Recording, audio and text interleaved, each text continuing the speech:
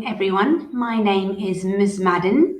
I'm so excited to do today's lesson with you because it's all about reading. And I love reading. I really do. In fact, one of my favourite things to do in life is talk with people and young people about their reading, about the books that they enjoy. So that's what today's lesson is all about. So let's get started. We are going to start off by thinking about what is genre. Then we're going to discuss reading for pleasure. After that, we're going to have some opportunity for self-reflection, thinking about your own reading experiences. Then I will introduce you to a new task, perhaps you've done it before, called a reading river. And finally, you will have the opportunity to create your own reading river. Don't worry if you've not heard of that before. I'm going to show you what to do in the lesson. In this lesson, you will need an exercise book or paper, a pencil, and even some colouring pencils might be useful for today's lesson if you have them. Don't worry if you don't.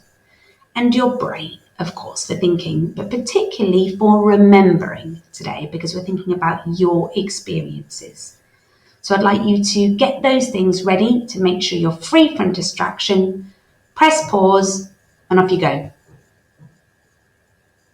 Fantastic. I hope you have everything that you need for the lesson now. So let's start off by thinking about what is genre. Have you heard someone say that word before? If you think you have, can you press pause and try and explain it out loud? I really want to hear.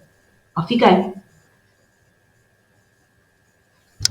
Interesting. Don't worry if you weren't sure. So genre means a style or category of art, music or literature. It's a word of French origin and it just means a style or category of something. So when we say, I like reading, someone might say, what genre do you like? And we're going to have a little think more about genre.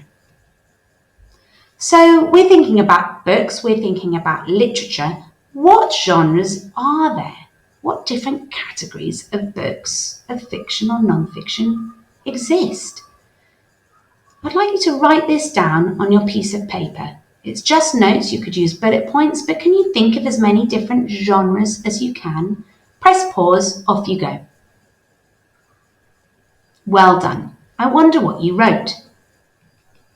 So there are lots of different genres. I've written a few here, but that's not all of them.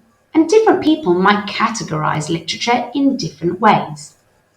So first here, we've got biography. A biography is an account of someone's life written by another person. Often they're really inspiring. I really like biographies. And different to an autobiography, which is an account of someone's life written by themselves.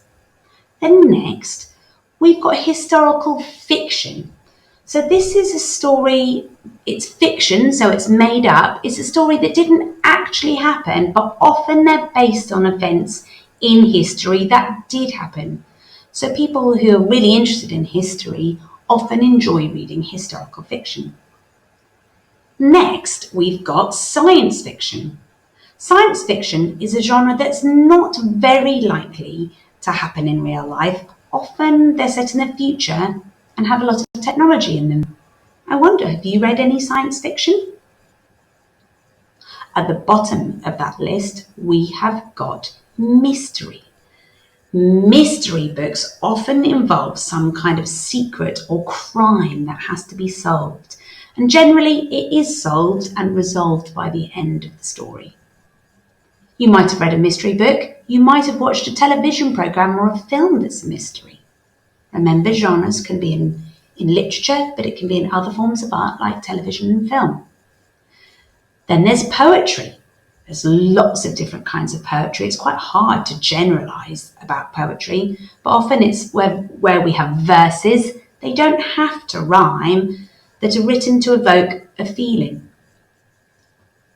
I like it. I like reading poetry, and in particular, there are some books that are written in poems that I really have enjoyed reading. Next, we've got traditional literature. Traditional literature means a genre in which stories are passed down from one generation to the next, sometimes in written form and sometimes orally through telling the stories aloud. I'm sure you know some traditional literature. Then there's fantasy. Fantasy is a genre that's made up and includes ideas that, again, couldn't happen in real life, often involving magical or supernatural elements. Have you read any fantasy books? Then there's non-fiction. So most of what I've described there is fiction, it's made up, and then non-fiction means not made up. So these might be information books. So perhaps you enjoy reading books about something you're particularly interested in. There are many, many genres. It's just useful to think about a different way to categorize. You have completed your lesson, which is congratulations and happy reading.